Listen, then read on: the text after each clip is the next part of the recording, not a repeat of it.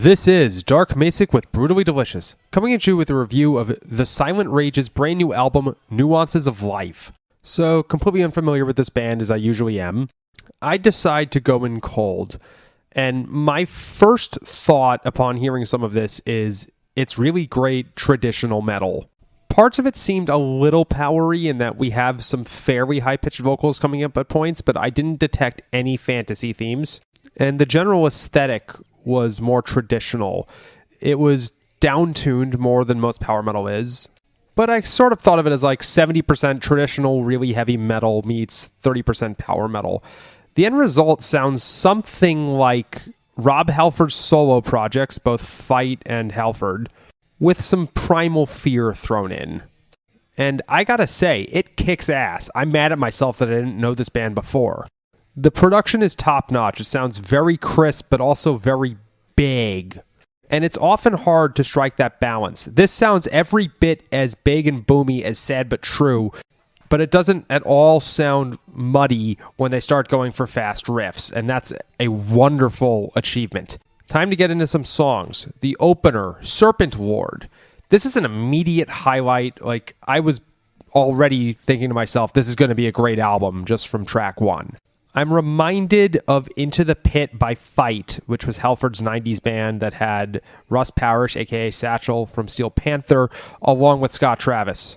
The vibes here are more traditional heavy metal, not quite like Judas Priest and Saxon, some heavier, maybe some speed metal thrown in, but there is a clear emphasis on melody. You can tell that they were not just stringing guitar riffs together. They definitely thought to themselves, how do the vocals play here? Maybe the guitar plays down for this part when the vocals are taking center stage.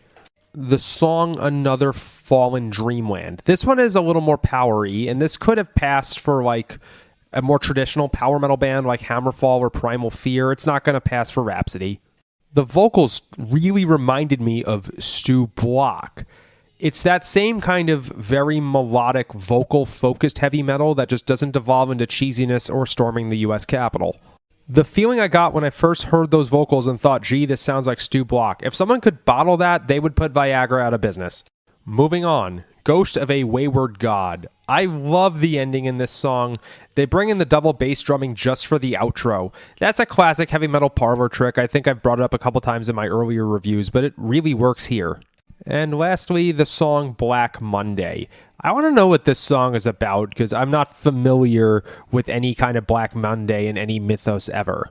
It's a great ballad turned rocker, starts off fairly mellow and then gets heavy.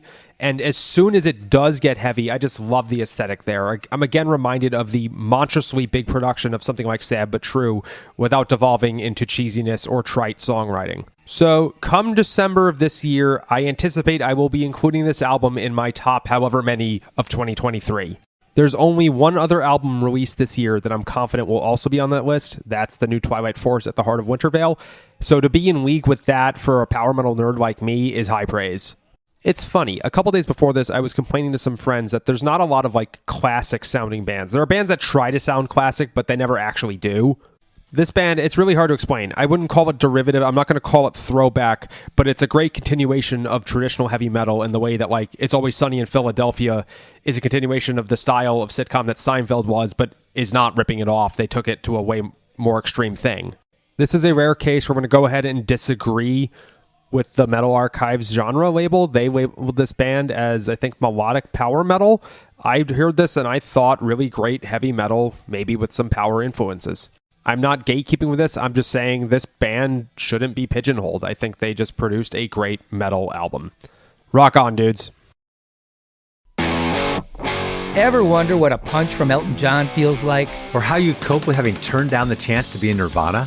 Or what signal Keith Richards gives when he wants you to get the hell out of his hotel room? Fans of Too Much Effing Perspective don't have to wonder, because they've heard these exact stories and a jillion others on our podcast.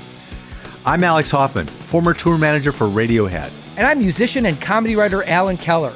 On the TMEP show, we get guests like Nancy Wilson from Heart, Jeremiah Freites from the Lumineers, and Modern Family's Julie Bowen to tell us things they may have only shared with their therapist, clergy, or a TMZ stringer.